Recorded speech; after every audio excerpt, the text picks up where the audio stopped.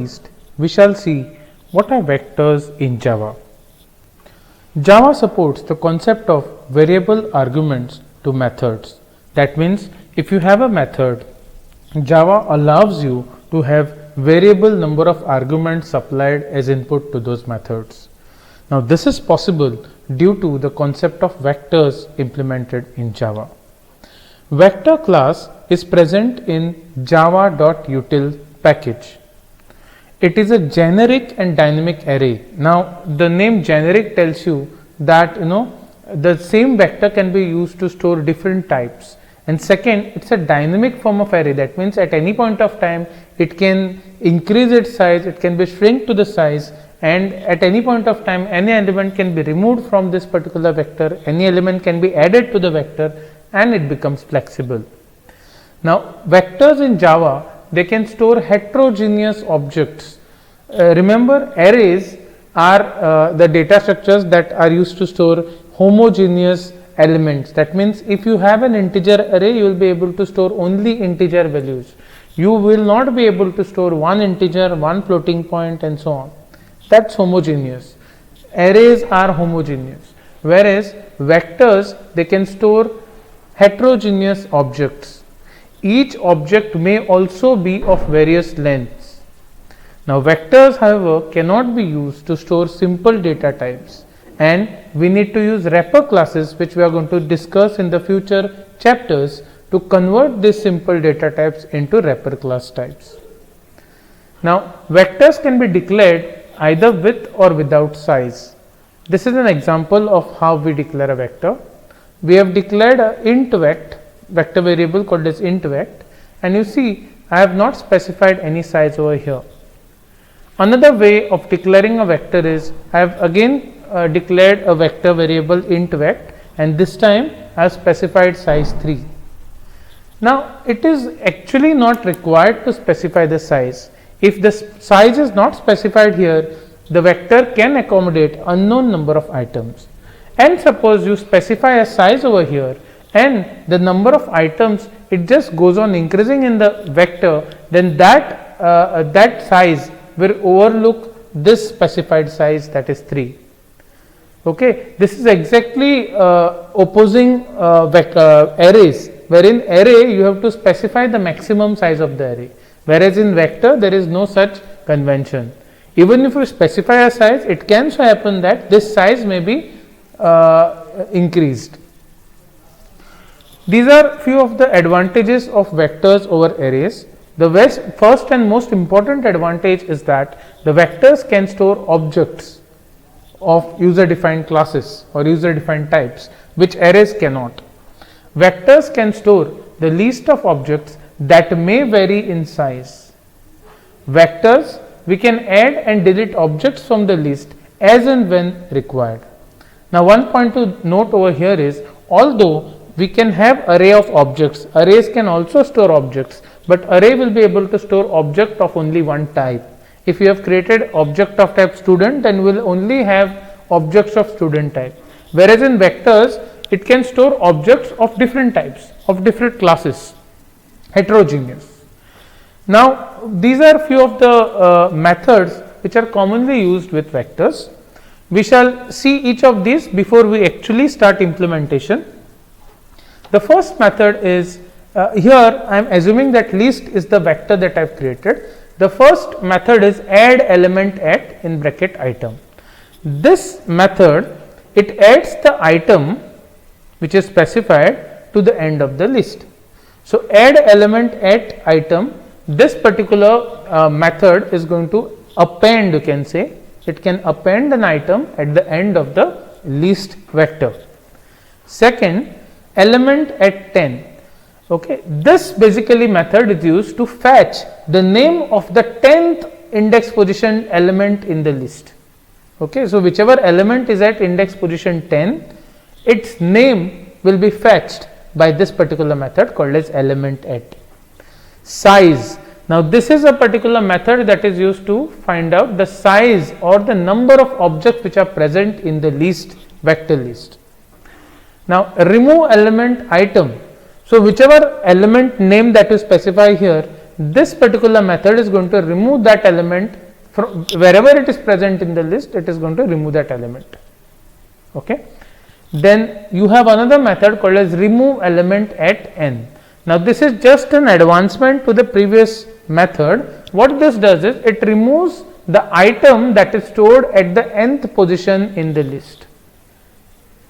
Now here the next method is remove all elements. This method, it will remove all the elements that is present in the list.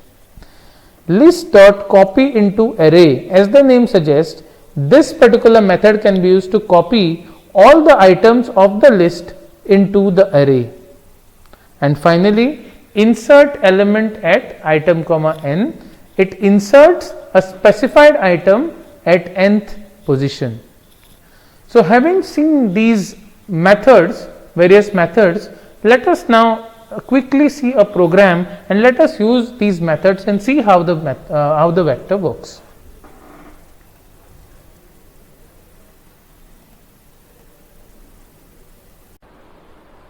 Now we shall see an example of vector. In this particular program, we are going to use vectors for handling the command line arguments which are supplied during the interpretation of Java program. Now your vector class is present in java.util, so I will import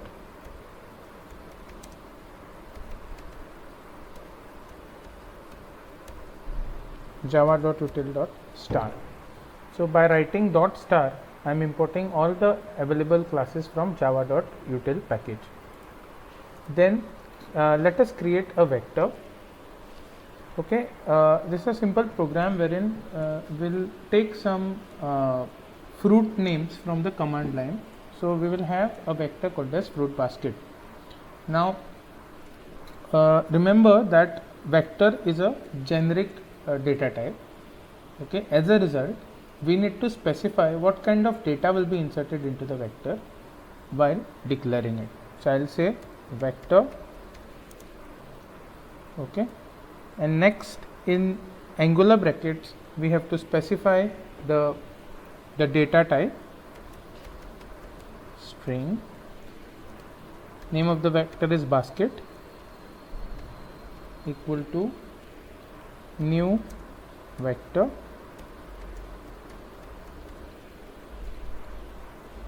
string, and as we have already discussed, you need not specify the size of the vector.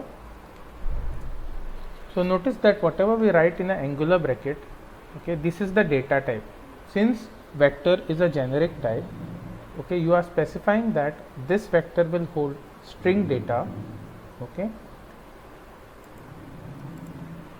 next let us find out the length of the arguments that are supplied from the command line. So I will declare a variable called as length equal to args dot length. Okay, notice that whenever we write public static void main, there is something called as string args. So basically args is a string array. So these are the arguments which are supplied through the command line when we are running the program. So now we are finding out what is the length of the args array. So by writing dot length, okay, we will be able to calculate the length of the array, and that will be stored in an integer variable called as length. Next, we shall add all those command line arguments, okay, to the vector called as basket.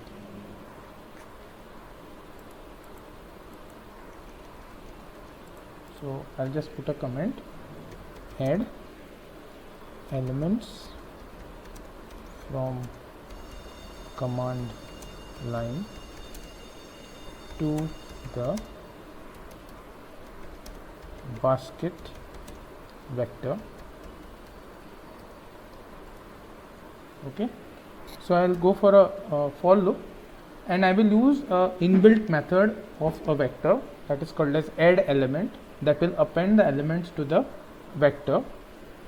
Okay, so I will go for a loop for int I equal to 0, I less than length I plus plus,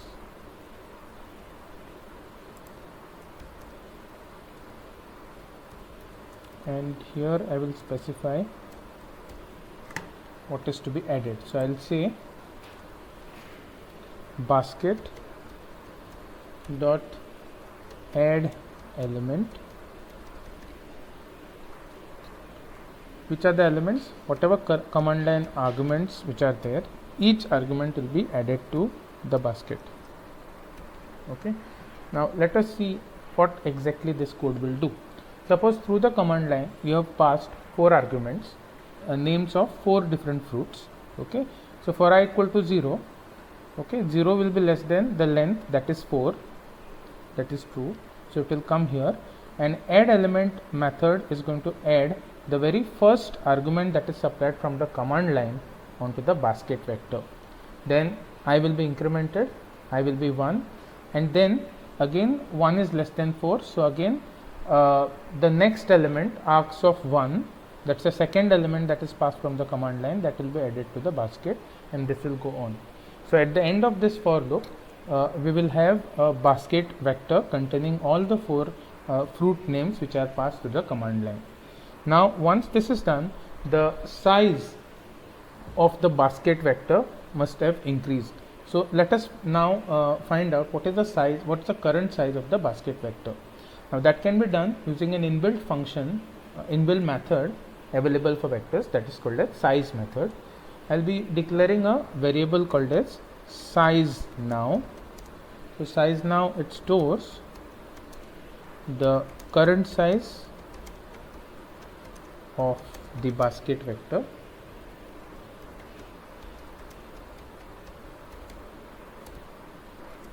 Okay, so I will declare an integer variable called as size now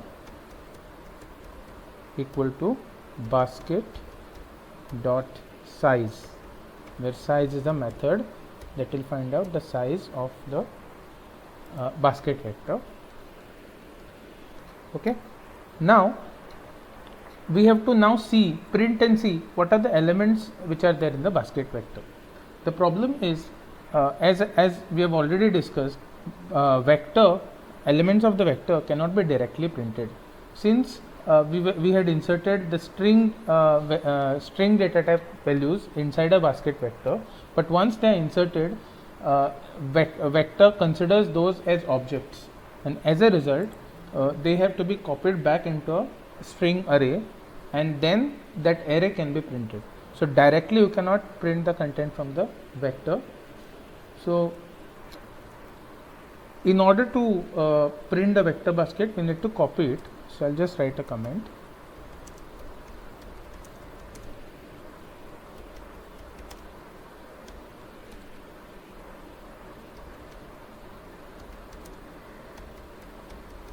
In order to print a basket vector, we need to copy it in a string array. Okay, so that the index positions etc. can be accessed.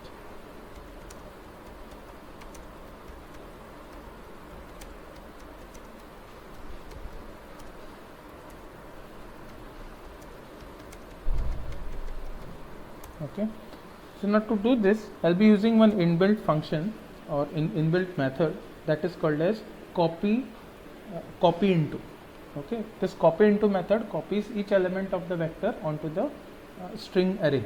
Okay, now I will be also now declaring a string array that will hold the items from the basket vector. So that is string, I'll call it as a fruit array.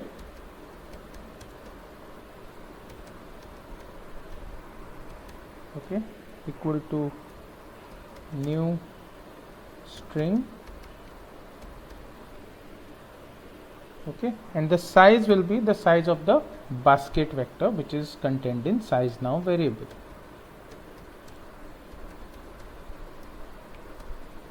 Now once the array is created, now the basket vector content of the basket vector is now directly copied into this particular array using copy into method. Copy into, and I have to specify the array in which we need to copy, right? So once I do this, what will happen is it will copy all entire contents of the basket vector into this fruit array, and now I can go for a for loop, and we will write a code that prints content of the basket vector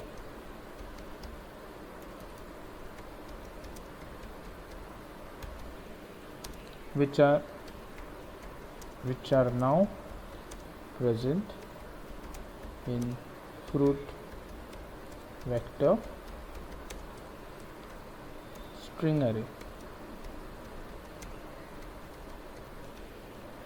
Okay, so to do that, I'll write a code now. So I'll say for int j equal to 0, j less than the size of the vector which is there in size now variable, j plus plus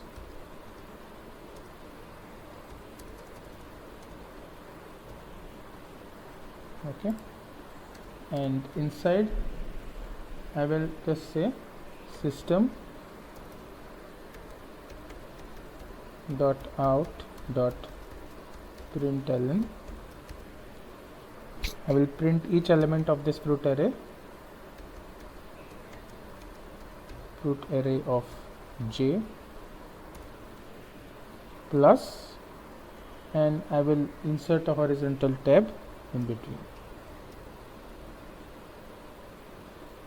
Okay, so I'll save this program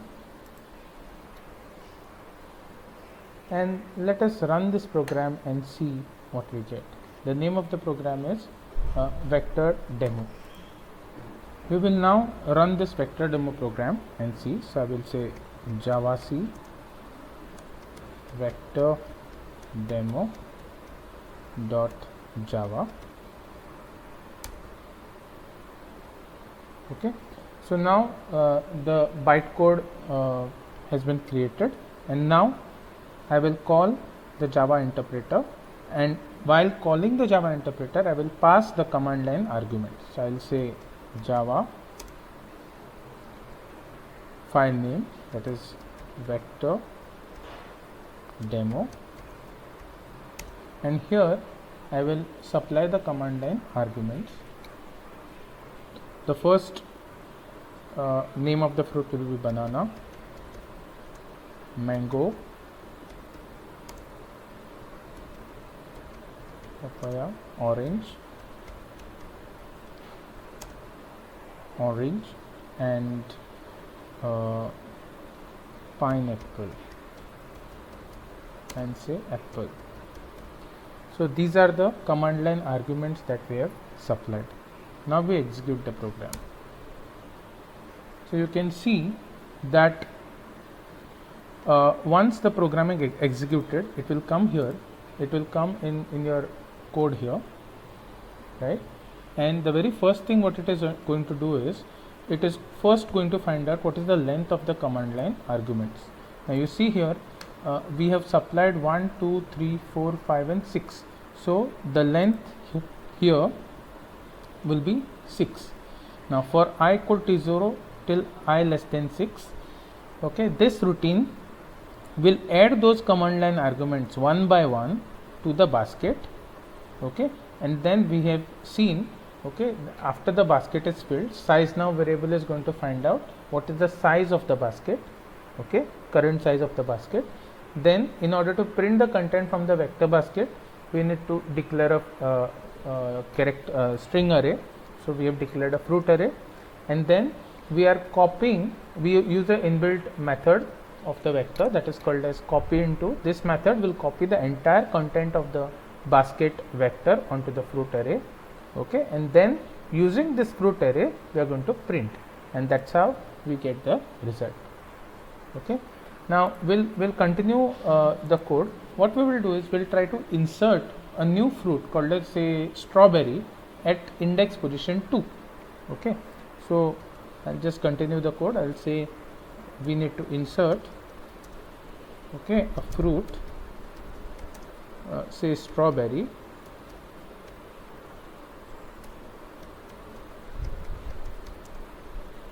at index position 2. Okay, so there is another method that is called as insert method that we are going to use. Insert element at is the name of the method. So insert element at method will do what? It will basically insert the given string or given element at the specified index position. So I will directly use that. I'll say basket dot insert element at insert element at, and what's the element that I want to insert? The name called as strawberry, and as we have specified the index position 2, I'll say 2. Yes, so then we will just print a message, system dot out dot println. We will simply say after adding a new fruit, the basket vector contents are, okay, we need to do a bit coding here, okay, to print the contents of the basket vector. Okay, like what we did earlier. Okay, we have to copy this vector onto the string array and so on. So before this, we need to again calculate what is the size of the basket vector. So again I will say size now equal to basket dot size. Okay, so size now variable is going to now have the size of the basket, and then I need to also declare a new character array, string array, so that I can copy this new modified basket vector onto this new array. So I'll say string new fruit array. So this is the new fruit array that I have created, equal to new string, and the size is the size now. And once this particular fruit array is created, I need to simply copy the content of the basket vector onto this array using again the same function that is called as copy into. So I'll just say basket dot copy into, okay, basket dot copy into, and I will specify new fruit array. Okay, so now this particular new fruit array string is going to contain all the contents of the basket array. So now I'll just use a loop. I'm printing now the content of the fruit array, new fruit array. So I'll say for int say k equal to 0, k less than size now, k plus plus,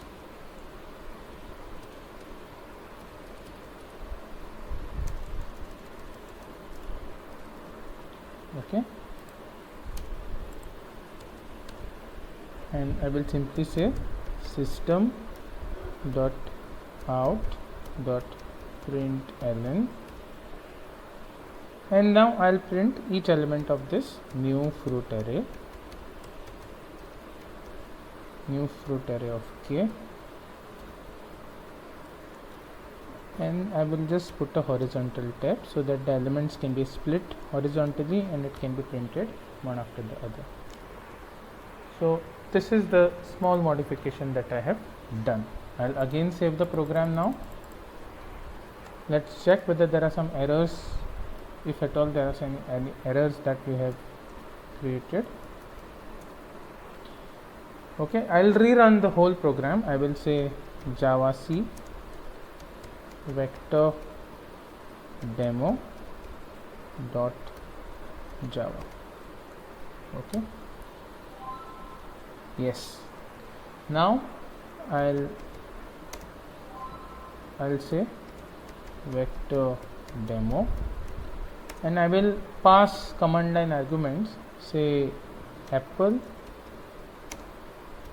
pine apple, lemon, papaya, banana,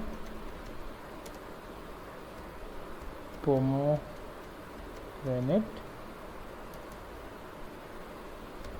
okay, orange, that's it.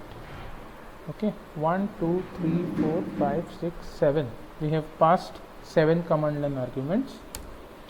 And now first time what has happened, see, it will execute the first part of the code, okay, wherein all these command line arguments which are passed, they are added to the basket array, and then the content of the basket array will be copied into this fruit array, and then we are going to display the content of the basket array. So all this 1 2 3 4 5 6 7 elements are first displayed, 1 2 3 4 5 6 7. Then we added a new fruit called as strawberry at index position 2. So this message is printed after adding a new fruit. The basket vector contents are, and you can see exactly at index position 2, that is, this is 0th argument, first and second, exactly at the index position 2, you can see here, you can compare and see strawberry has been inserted and lemon and other fruits are pushed one step ahead, right? Okay, to do that we have used this particular code. For inserting strawberry at index 2, we have used the inbuilt method of the vector, that is insert element at, and then again we have printed the content of the vector. So this is how vectors can be used in Java. So in this particular lecture we have seen strings, we have seen string buffer, and we have seen vectors, and what are the inbuilt capabilities which are available to us by the Java developers. So in the future programs, we can, as and when required, we can freely use these data structures, okay, and their inbuilt methods in order to enhance our code. Thank you.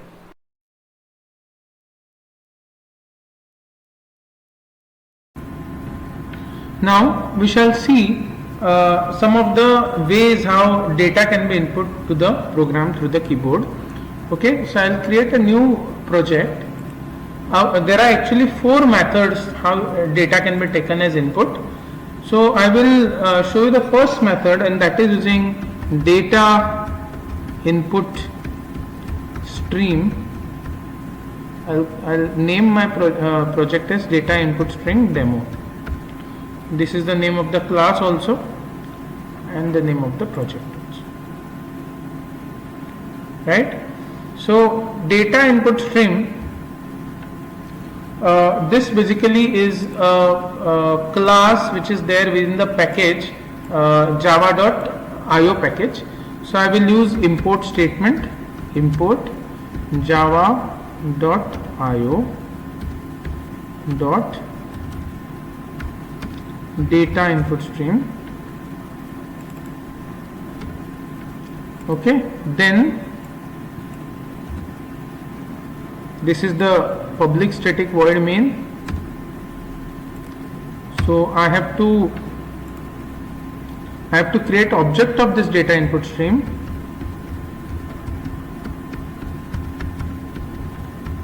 Data input stream D equal to new data input stream.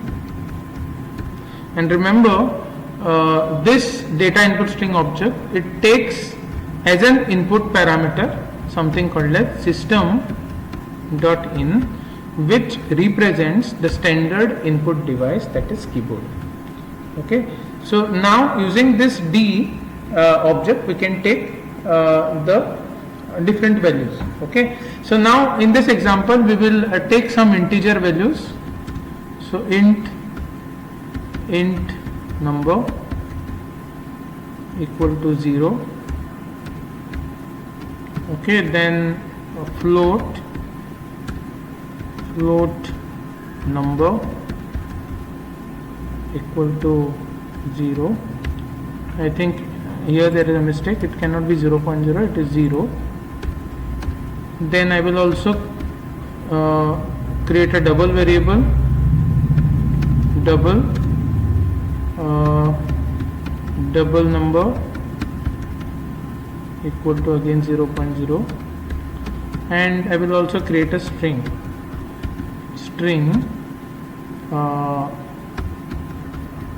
input and initialize it to null string. And now using this data input stream object, I will be taking the data from the keyboard. Now notice that when I wrote here float number equal to 0.0, it gave me error. That is because floating point literals, we have seen already, floating point literals, they have to be represented with F.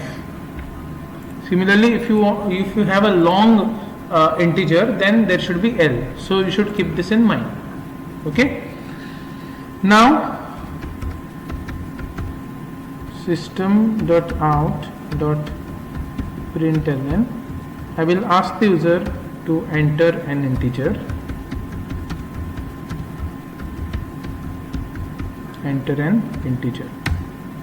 Okay, so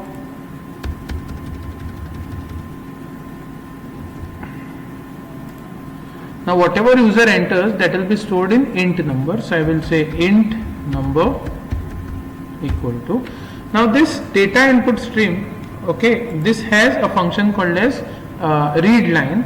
So that is, it can be called using object of data input string D by saying d dot read line. Okay, d dot read line, this is the function. Fine. So this is the function read line. But what happens is, whenever you take the value from the keyboard using read line function, that value is a string value.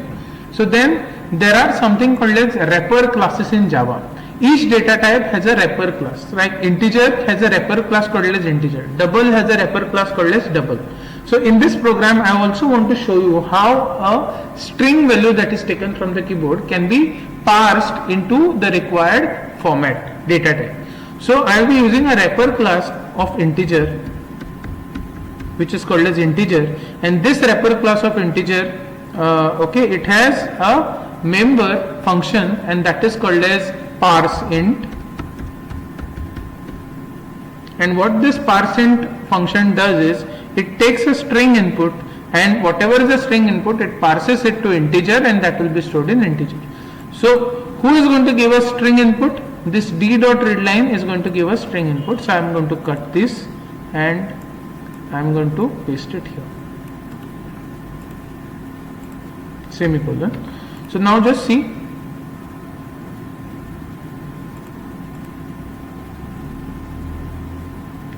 okay, now just see what we are doing is, int number is an integer variable, as we have seen. So d dot read line function, the object D, which is an object of data input stream, its read line function is going to read whatever you type from the keyboard, that will be string, and then that will be converted by a parseInt function of a wrapper class called as integer into integer, and it will be stored here. Now do you see a problem here? It says unreported exception, IO exception must be caught or declared to be thrown. Remember, in Java, whenever you are going to use data input stream or buffered input stream, buffer reader, whenever you are going to use these classes for taking input from the keyboard, okay, in Java, they have made it mandatory that you people use exception handling, that is try and catch block, because Java understands that whenever you are taking data from the keyboard, there could be some exception, that is entering exception that can occur due to input output, and that's why, okay, here it wants you to declare a try block. Java wants you to declare a try block. So I'll use a try block. Now what is the functionality of this try block is, okay, the try block is going to try all the statements that are written within it, try to find an exception. Once the try block gets an exception, it is going to send that exception to the next block called as catch block, which will catch the exception. So catch block has a parameter of object E, which is of exception class. Okay, so E is an object of exception class. So this object E is going to catch the exception. I mean, it is going to print the exception, give me the exception. So I will simply say system.out.println, and I will say input exception occurred. Now what is that exception? For that you will have to print the content of E. So this is how you have to write any program which uses data input stream, class to take input from the keyboard. So your entire program will be written within the try blocks, so that if there are any IO exceptions, that will be given to the catch block. So let's continue now. So I have asked user to enter an integer, user has entered the integer. So then next let me ask user to enter a floating point value.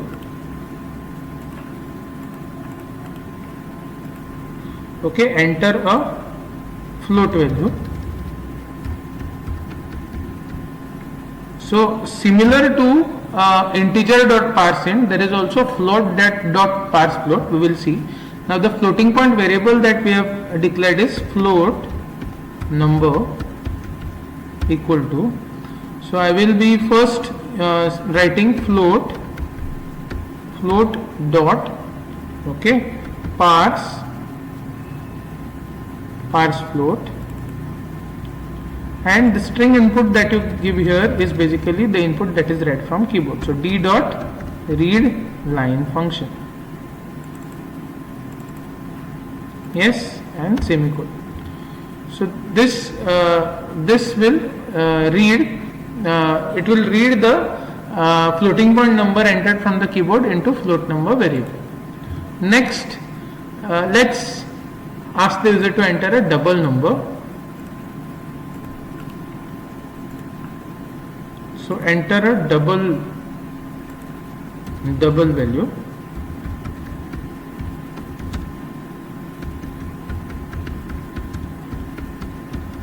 Double precision number, that's a double value. Again, double number is the variable that I have used, okay, is equal to, again double is a wrapper class which has a function called as parse double. It will parse the given input string into a double value. So how do you get the input string? By writing d dot read line, okay, and there is a semicolon also. So, and finally there is also a string that is required to be entered by the user. So I will say system.out.println, okay, I am asking user to enter a string, okay, enter a string, and then there is a variable called as string input that we have declared. So that is equal to, now here there is no need of using any more wrapper classes or parsing, because readLine function directly reads it as a string. So I can directly say d dot read line and semicolon. So now that we have taken the values from the user, values of integer, float, double and string. Now we have to only print those values. So then I say system dot out dot println the values entered are, and then you can again say system dot out dot println, okay, integer that you entered is, you can just say plus int number, okay. Then the next value should be printed on the new line, so I will say \n, that will print the new line, okay. On the new line then you have a message, to be written, float, the float value that you had entered is, and that number will be stored in float number variable. Then again the next value should be printed on the new line, so \n, that will print the new line, and then you will say the double value entered is,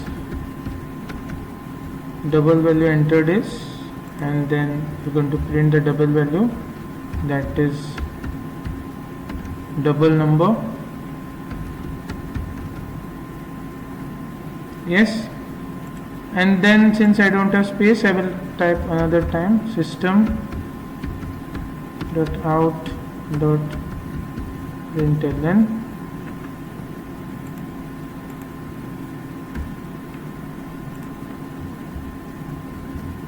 finally you have the string is, you can just say plus, what is the string? String input and your semicolon, okay. So let's save it and let's run the program. So you see the program first asks you to enter an integer, say 23, then it asks you to enter a floating point, say 3.6, double precision number 5, okay, and then it asks you to enter a string, today is a sunny day, fine, and then you press enter. 6, double is 5678 point as it is, whatever, and the string is today is a sunny day. So it basically takes all the inputs from the keyboard in the required format, right? So this is the first way of using data input stream class from java.io. Now there is another class that is called as buffered reader class, again from the same java.io.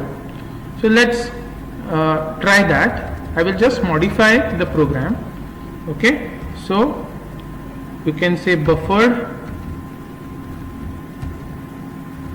reader, okay. So import java.io buffered reader class,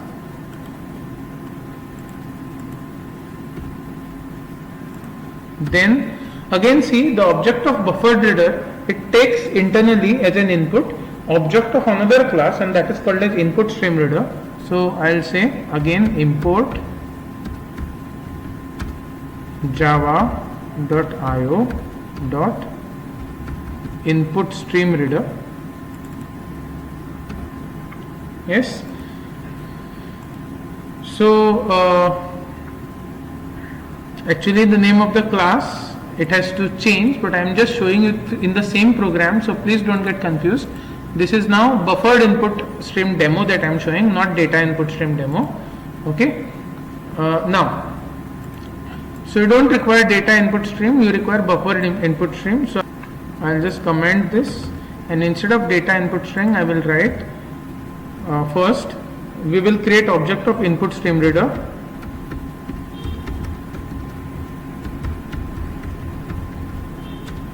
ISR equal to new input stream reader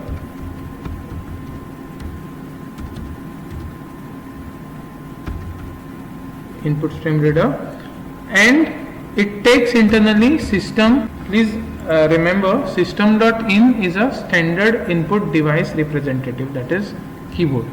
Okay, now I'll create object of buffered reader class. Buffered reader BR equal to new buffered reader. Okay, and as I told you, this buffer reader object takes internally object of input stream reader. So I will be writing that ISR here, and now we are ready. So now this buffer reader object, like how data input stream readers object D was accessing readline function, similarly buffer readers object BR can now access the readline function. So the code will be same. Again, see for buffer reader method as well. Okay, whenever you are going to enter anything from the keyboard, the exception can be generated. So Java would like you, or Java wants you to come up with a try and catch block for exception handling. So everything else you should write within the try blocks. Okay, your code will come within the try blocks. So first you are asking user to enter an integer. So instead of saying d.readline, I will now say buffer reader.readline. Okay, rest everything is same. Just say buffer reader.readline, buffer reader.readline everywhere, wherever it is. So, and then finally it is going to print. Now students, please remember, buffer reader object that you have created, before exiting the code, you should close the buffer, okay, the object. So the last statement in this try block should be br.close. Okay, and then the rest is same. Okay, now let us save and execute the code.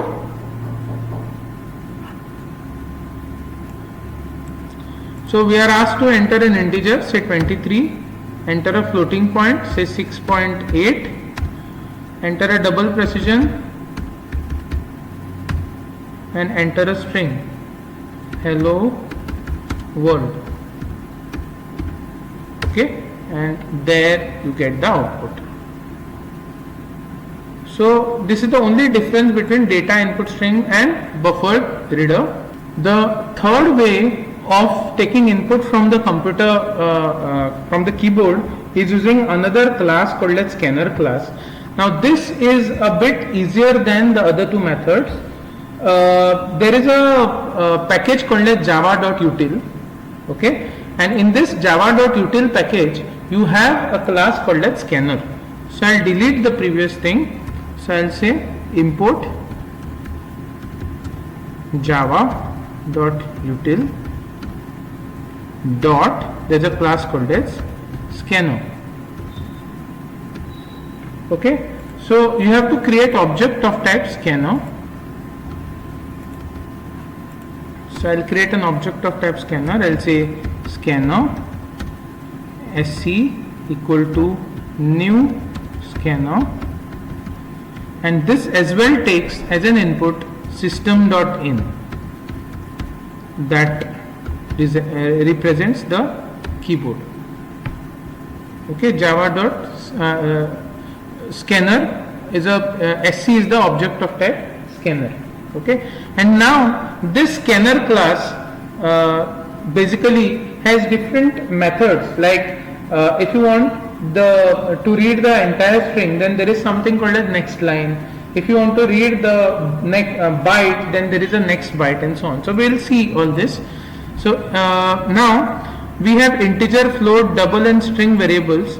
First we have asked user to enter an integer. Okay, So then instead of writing this int dot parse and all, we will directly say, okay, scanner object will be accessed sc dot, and there are different inbuilt methods. Now since we are interested in taking integer, I will just use next int. Okay, so int number is equal to sc dot next int. So this next int method will make sure that whatever string that is being taken from the keyboard is converted to integer, and that is stored in int number. Similarly, instead of writing this with the wrapper class and all, I will be directly writing scanner object name dot, since it's a float, I will go for next float, right? Similarly here I will go for double number equal to, I will say sc dot next double, sc dot, there is a method called as next double. So you can see for all data types there is a inbuilt method for taking those data types. So next double, fine. And when you want to read the string itself, then you can just say sc dot next line. So this will give you the string, semicolon. Okay, and then you can actually, the same program will work now. It will ask the user to enter the values. Those values will be taken accordingly in these variables, and it will be printing the result. So let's run.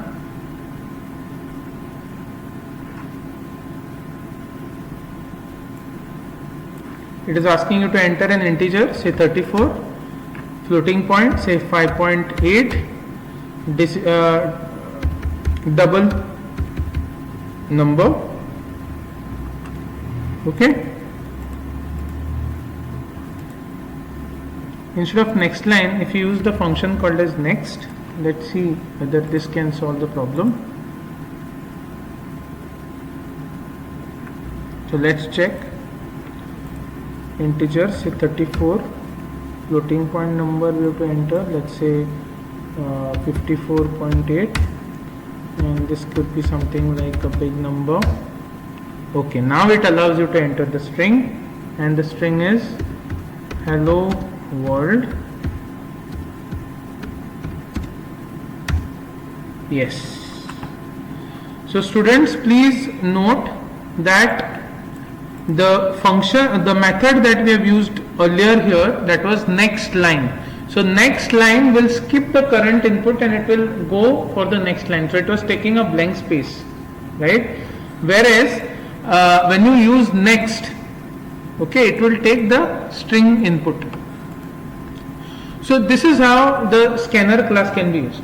Now the fourth way of taking the input from the computer screen is using system.console class. However, since this system.console class, it creates error in NetBeans and Eclipse IDE, we refrain from using that method. Thank you.